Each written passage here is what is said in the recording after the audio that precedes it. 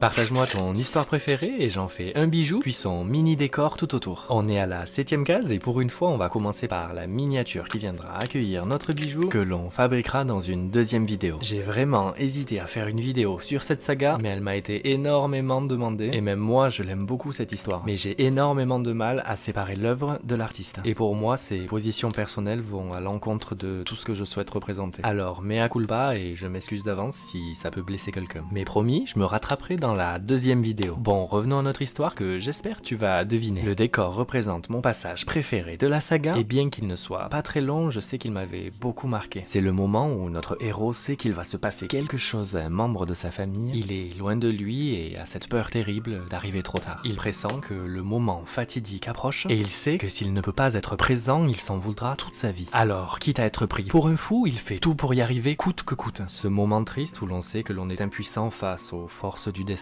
Ce rite de passage auquel tout le monde est confronté dans sa vie. Et cette peur inéluctable de ne pas pouvoir être présent au bon moment. De manquer à cet ultime adieu. C'est ce vertige fragile que j'ai voulu recréer dans cette miniature. Comme un écho silencieux et mystérieux où le temps semble être retenu par un souffle. Chaque sphère de cristal représente une âme, une prophétie, un futur forgé par des souvenirs. Et dans ce monde suspendu où chaque instant semble être prêt à se briser, parfois on est là et juste attend.